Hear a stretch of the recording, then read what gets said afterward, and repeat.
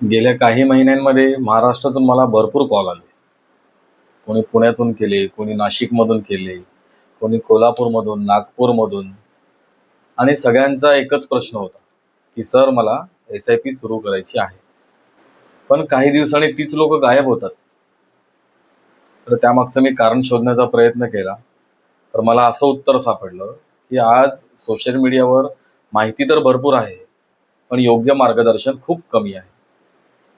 काय होतं की एक रील बघितला जातो, दुसऱ्या दिवशी दुसरा क्रिएटरचा एखादा वेगळा रील बघितला जातो आणि ते वेगळं काही सांगत असतात आणि मग हीच लोकं कन्फ्यूज होतात आणि शेवटी इन्व्हेस्टमेंट सुरू होतच नाही. म्हणजे आम्ही जेव्हा रिकॉल्स केले तेव्हा लक्षात आलं 2 महिने झाले तरी अजून त्यांनी इन्व्हेस्टमेंट सुरू केलेलंच नाहीये. मी एक गोष्ट खूप नोटीस केली आहे. लोकं म्युच्युअल फंडला फक्त इन्व्हेस्टमेंट समजतात. पण खरं सांगायचं तर म्युच्युअल फंड म्हणजे प्लॅनिंग आहे. एस-आय-पी हा फक्त एक प्रॉडक्ट नाहीये. ती एका कुटुंबाचं फ्युचर सिक्युअर करण्याची प्रोसेस आहे. मुलांचं शिक्षण आलं, रिटायरमेंट प्लॅनिंग, इमर्जन्सी फंड, आई-वडिलांची जबाबदारी, हे सगळं YouTube शॉर्ट्स बघून मॅनेज होत नाही. एखादा डॉक्टर Googleवर किंवा YouTubeवरचे व्हिडिओ बघून ऑपरेशन करू शकतो का? नाही ना. मग आयुष्याची सेव्हिंग्ज, रिटायरमेंट, मुलांचं फ्युचर हे रँडम व्हिडिओ बघून कसं मॅनेज करता येणार तुम्हाला?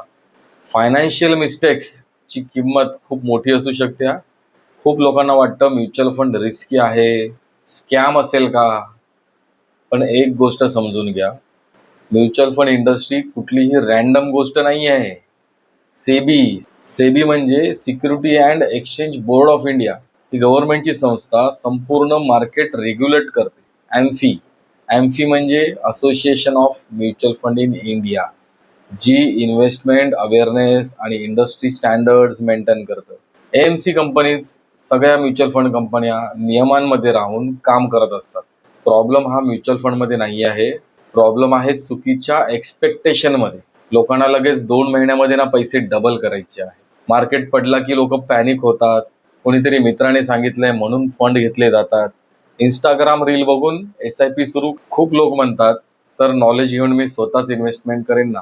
करू शकतात, पण त्या सर्वांना एक प्रश्न आहे. मार्केट जर उद्या 30% पडला, तर कोणता फंड बंद करायचा, कोणता चालू ठेवायचा किंवा स्विचिंग कसं करायचं, कुठल्या फंडमधून कुठल्या फंडमध्ये स्विच करायचं, गोलनुसार प्लॅनिंग कसं करायचं, इमर्जन्सी फंड का आणि किती असावा, इन्शुरन्स कधी घ्यायचं, एस-आय-पीच्या आधी की नंतर, हे सगळं कोण गाईड करणार तुम्हाला? ॲडवायझरचा रोल फक्त एस-आय-पी सुरू करून देणं नाही आहे, तर मार्केट खाली असताना तुम्हाला इमोशनली स्टेबल ठेवणं पण आहे. मी फक्त रिटर्न विकत नाही, मी रिलेशन्स बिल्ड करतो. कारण मार्केटवर कंट्रोल नसतो, पण डिसिप्लिनवर कंट्रोल असू शकतो आणि डिसिप्लिन इन्व्हेस्टिंगमुळेच वेल्थ बिल्ड होते.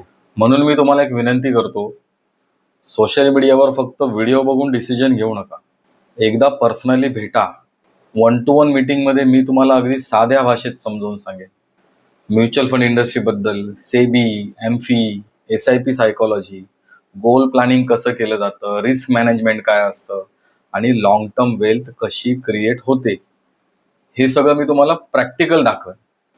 कारण इन्व्हेस्टमेंट म्हणजे फक्त पैसा नाही.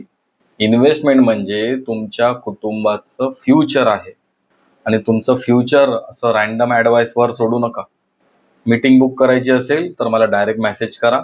मीटिंग असा मेसेज पाठवा.